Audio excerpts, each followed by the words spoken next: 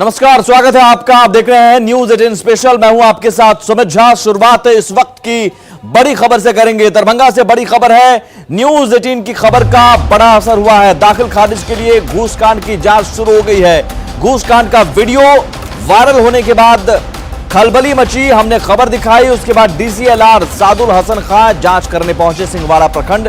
दाखिल खारिज के नाम पर डाटा ऑपरेटर पर घूस लेने का आरोप है और अब इसकी जांच शुरू हो गई है।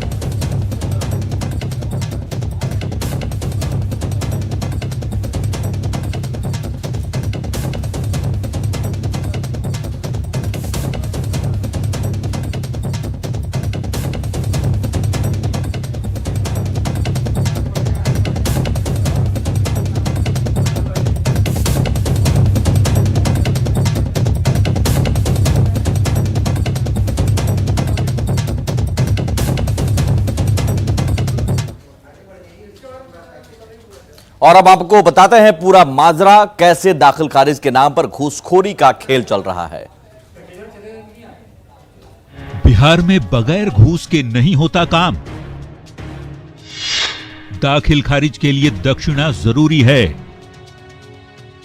देखिए इस तस्वीर को।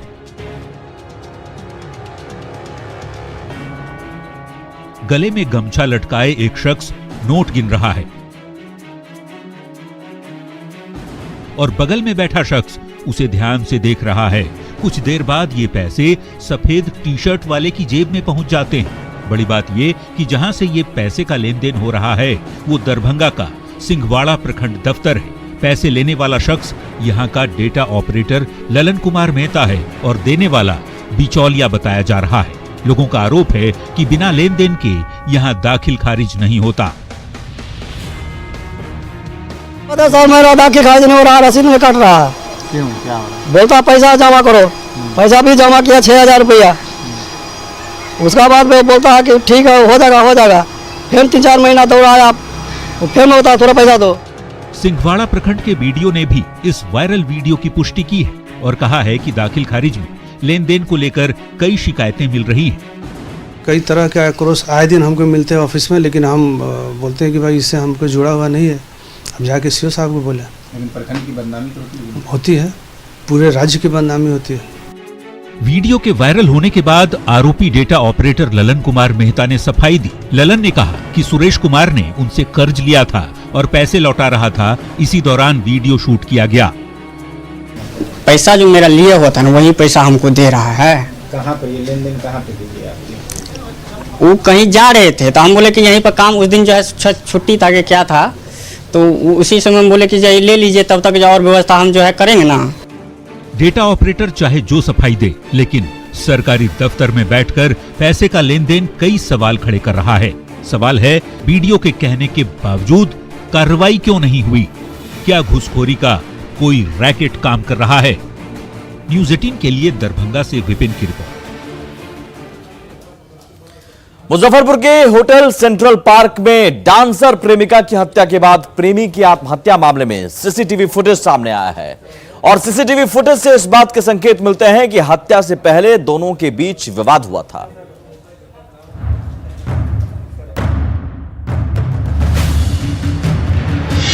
डांसर प्रेमिका की हत्या का सच आया सामने।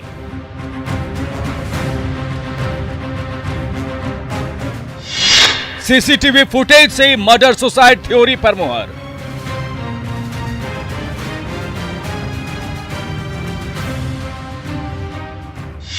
हत्या से पहले मनीष रानी में हुआ था विवाद।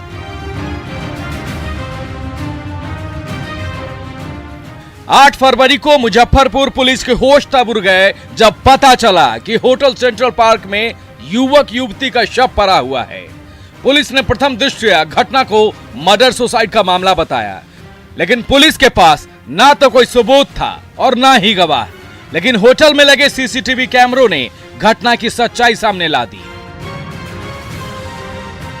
खुद देखिए, 7 फरवरी को मनीष और रानी एक साथ होटल पहुंचते हैं। अंदर आते समय रानी खुद को कुत्ते से बचाती है और मनीष बुलेट्स उतरने के बाद भी हेलमेट नहीं हटाता। दोनों होटल के अंदर चले जाते हैं, खुद को पति पत्नी बताकर कमरा लेते हैं।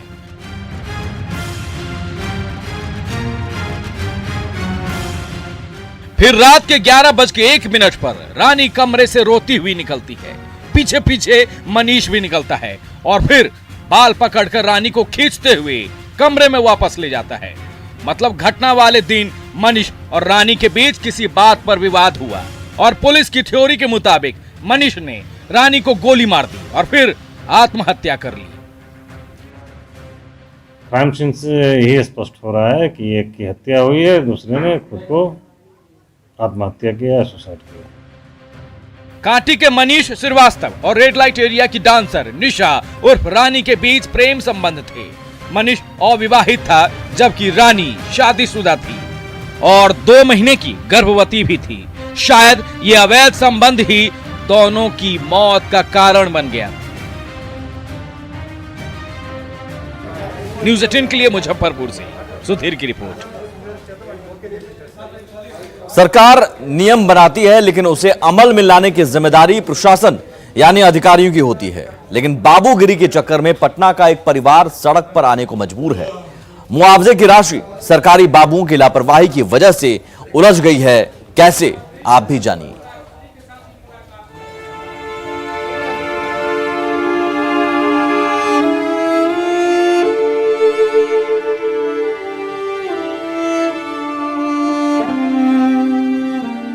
सर, मेरे पापा 28 तारीख को इंतकाल किए थे और मुझे बहुत दिक्कत हो रही। मेरे स्कूल भी बंद है, मेरी मम्मी को भी बहुत दिक्कत हो रही है। बिलखती हुई आलिशा के आंसुओं का हिसाब कौन देगा? कौन इसके सपनों को पंख लगाएगा? अपने पिता को याद कर 14 साल की आलिशा फफक पड़ती है। कोरोना के साथ साथ बेपरवाह सिस्टम ने इस परिवार पर ऐसा कहर बरपाया है कि अब ये परिवार सड़क पर आने को मजबूर है। ये है एहसान आलम, जो अब इस दुनिया में नहीं है। पिछले साल 28 सितंबर को कोरोना से एहसान आलम की मौत हो गई। सरकारी नियमों के मुताबिक मौत के 14 दिन के अंदर 4 लाख रुपया मुआवजा मिलना था, लेकिन 5 महीने बाद भी फूटी कौड़ी नसीब नहीं हुई। बोलते हैं पैसा मिल जाता है तुरंत, और 15 दिन 20 दिन के अंदर अंदर कहाँ अब तक कोई सुनवाई नहीं हो रही। आखिर आप लोग, दिमाग नहीं काम करता है मेरा, क्या करें क्या नहीं करें। किराया देते देते हम कहाँ से दें इतना? 5 महीना किराया मेरा हो गया ऊपर। एहसान आलम की मौत के बाद सबसे बड़े अस्पताल एम्स से जारी इस चिट्ठी पर गौर फरमाइए। साफ लिखा है मौत की तारीख 28 सितंबर 2020, लेकिन सरकारी बाबुओं ने मौत की तारीख कुछ और ही चढ़ा दी। लिहाजा मुआवजा की राशि सरकारी भंवर में फंस कर रह गई। नियम है, कानून है, बावजूद इसके ये परिवार कराह रहा है, तो गलती किसकी है? तो वो हम गए तो वो बोले कि सर आपका क्या है कि पोर्टल पे जो डेट है वो अलग है और वो जो एम्स से सर्टिफिकेट जो डेट मिला वो दोनों डेट अलग है, इसलिए डेट का इश्यू हो रहा है, इस वजह से आपका चेक फंस चुका है। सर अब क्या हो रहा है क्या नहीं हो रहा है ये तो हमको नहीं पता सर। जो हमको बोला गया सर हर चीज़ अपनी तरफ से किया गया, सारा पेपर वर्क सर हम कंप्लीट कर चुके हैं अपनी तरफ से। जितना पेपर सर हमारे जितने भी पेपर सर सब में आधार कार्ड हो गया, जितना भी वोटर ID कार्ड सब में एड्रेस बिल्कुल सेम है, पटना सिटी का ही है। जरूरत इस बात की है कि जिला अधिकारी और तमाम अधिकारियों के आंखें खुले और इस परिवार को मदद पहुंचे। अजय दुबे के साथ पटना से रवि एस नारायण की रिपोर्ट। उत्तराखंड त्रासदी कई परिवारों पर आफत बनकर टूटा। समस्तीपुर के एक मजदूर नरेश दास भी हादसे के बाद से लापता हैं। तलाश जारी है लेकिन अपनों के सब्र का बांध टूट रहा है। परिवार ने न्यूज़ 18 के जरिए सरकार से मदद की गुहार लगाई है। ये तड़प, ये आंसू,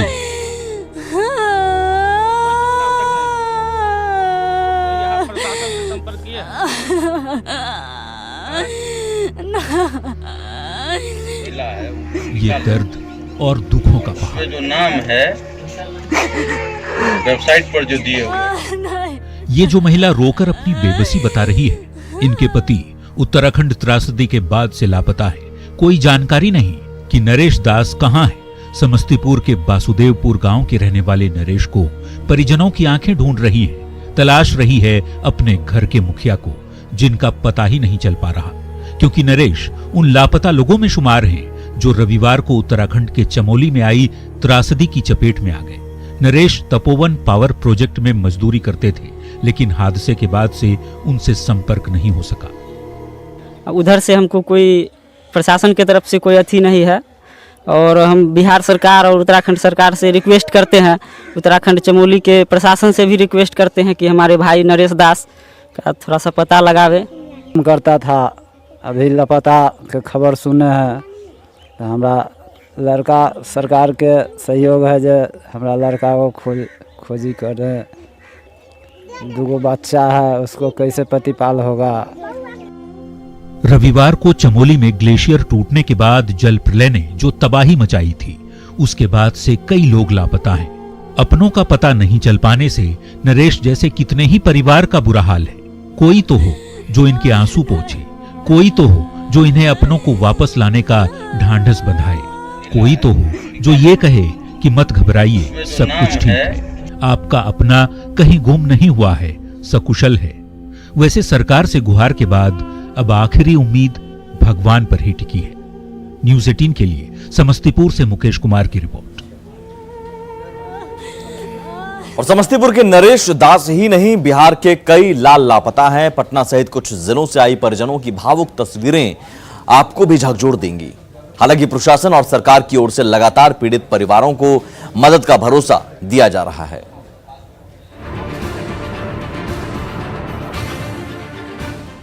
उत्तराखंड में आई आपदा के 3 दिन बाद भी करीब 150 लोग लापता हैं। चमोली के तपोवन में सुरंग में फंसे 30 से 35 लोगों को निकालने का काम युद्ध स्तर पर चल रहा है। जल तांडव के चलते मलबे में फंसे लोगों तक सेना और एनडीआरएफ की टीमें पहुंचने की जद्दोजहद कर रही है। इस हादसे ने कई परिवारों को गम के सैलाब में डुबो दिया है। पटना जिले के निसरपुरा गांव के इंजीनियर मनीष कुमार का कोई सुराग नहीं मिला है। मनीष जोशीमठ में बतौर इंजीनियर कार्यरत हैं। मनीष के लापता होने की खबर के बाद परिजनों का रो रो कर बुरा हाल है। उनकी भतीजी वीडियो बनाकर मदद की गुहार लगा रही है, तो उनके बड़े भाई और मामा उत्तराखंड पहुंच चुके हैं। ये जोशीमठ में काम करते थे, जोशीमठ में काम करते थे। अच्छा, फिर क्या सूचना मिली है आपको? मेरे को सूचना पापा दिए थे। तो पापा को भैया बोले, सुबह में कॉल किए तो भैया के पास कंपनी वाले कॉल किए थे कि ग्लेशियर टूट गया है। अच्छा, तो उसके बाद पापा के पास कॉल आया तो हर जगह पता है। वहाँ फ़ोन हमको आया कि ग्लेशियर टूटने से वहाँ पे बाढ़ आ गया है। तो वहाँ पे फ़ोन इसको आया, वहाँ से एक रूम पार्टनर साथ में जो रहता था वो लड़का फ़ोन किया का जो ड्यूटी पे गए हुए हैं, और वो जब से बाढ़ आया तब से कोई फ़ोन नहीं लग रहा है और अता पता भी कुछ नहीं है। कितना दिन पहले गए थे यहाँ से? यहाँ से 5 तारीख को गए थे, 5 दिन। उत्तराखंड हादसे में गोपालगंज के सोहागपुर गांव के भी एक युवक लापता है। नेमधारी प्रसाद जोशीमठ चमोली में मेटल कंपनी में काम करते हैं। ग्लेशियर टूटने के बाद से उनसे संपर्क नहीं हो सका है। हमरा समाचार मिलल, फोन कैले एक जना तो कहले का जी वो लहर आई रहा सुनामी और सारा आदमी साइड पर के दह गई बा है ना। तो हमने के समाचार सुन के आनी जा हमने के सुहागपुर में सबके परेशान बा। रोड काम करतल तपमन बद्रीनाथ। तो वहीं छपरा के दाऊदपुर इलाके के मुन्ना सिंह भी उत्तराखंड हादसे के बाद से लापता हैं। तपोवन पावर प्रोजेक्ट में वे सुपरवाइजर हैं। परिजनों के मुताबिक हादसे के दिन मोबाइल पर बात करने के दौरान ही उनका फोन डिस्कनेक्ट हो गया था। ठेकेदार रहे और ठेकेदार के लगे हम फोन कहीं थे, ठेकेदार के मुंह से बोली ना निकलत रहे, बोलत रहे कि हाँ ऐसे ऐसे घटना हो गल बैठे। ओकरा बाद बात नहीं है भाई, ठेकेदार से बराबर बात होता, लेकिन कहत रहे कि भगवान पर भरोसा दो, भगवान पर भरोसा दो। कैसे भगवान पर भरोसा दे, कैसे भगवान पर 3 गो लड़के लगे, हम कौना ओरी बरेरी लगे। जाहिर है उत्तराखंड की त्रासदी में बिहार के कई लाल फंसे हैं। उनका जल्द से जल्द पता चले, परिजनों की यही गुहार है। प्रशासन और सरकार से मदद की अपील की जा रही है। अपने कलेजे के टुकड़े की सलामती की दुआएं की जा रही हैं। न्यूज़ 18 भी आप तक लगातार इससे जुड़ी खबरें पहुंचा रहा है, क्योंकि आपदा और विपत्ति की घड़ी में हम हर कदम पर पीड़ितों के साथ हैं। Bureau report, news 18।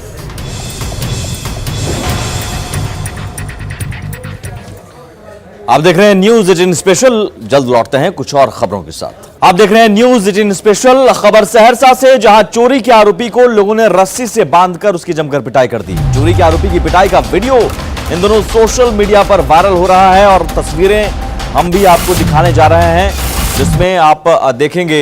देखिए कैसे लोगों ने आरोपी को रस्सी से जकड़ रखा है। मामला सिमरी बख्तियारपुर थाना क्षेत्र के रानीबाग बाजार का है, जहां एक युवक आलू खरीदने गया था। तभी लोगों ने चोरी के आरोप में युवक की जमकर पिटाई कर दी और उसे रस्सी से बांध दिया। युवक गुहार लगाता रहा खुद को छुड़ाने का, लेकिन वहां भीड़ उसे पीटती रही। बाद में मौके पर पहुंची पुलिस युवक को अपने साथ थाने ले गई।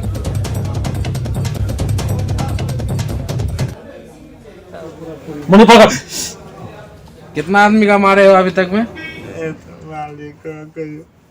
सही सही बताइएगा।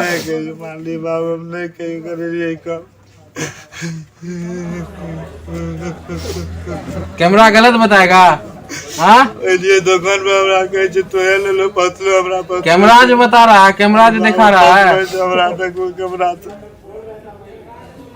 आगे बढ़ते हैं। आत्मनिर्भरता की ओर बढ़ने की भारतीयों में एक स्वाभाविक क्षमता होती है और इसका सीधा रिश्ता आत्मसम्मान और स्वावलंबन से है। नेटवर्क 18 की पहल स्वाभिमान भारत प्रेजेंटेड बाय आईटीसी ने देश भर से ऐसी कहानियों को चुना है जिनमें बिना किसी सरकारी मदद के अपनी समस्याओं को लोगों ने खुद सुलझाया। ये कहानियां हैं नए नए प्रयोगों और स्वनिर्भरता की, जो हमें एक राष्ट्र के तौर पर परिभाषित करती है। ये गुजरात के कच्छ के किसानों की कहानी है, जो आप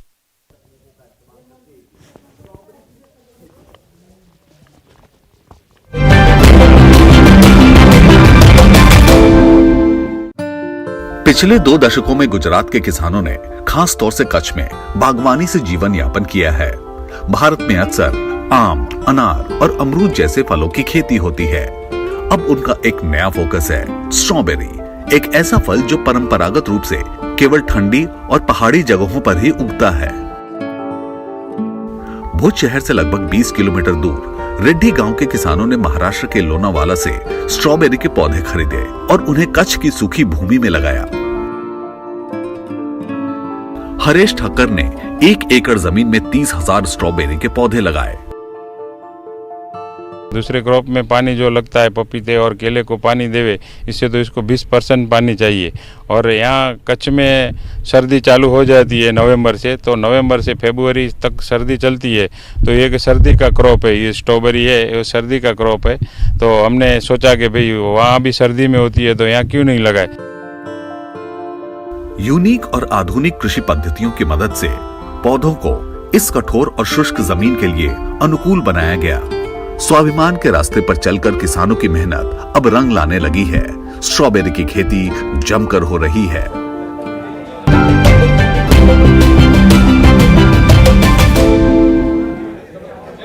भारत से ऐसी ही सफलता की और कहानियां देखने के लिए हमारे साथ बने रहें। नेटवर्क 18 की खास पहल आईटीसी प्रेजेंट्स स्वाभिमान भारत के साथ। और इसी के साथ इस बुलेटिन में इतना ही, लेकिन आगे भी खबरों का सिलसिला लगातार जारी है। नमस्कार।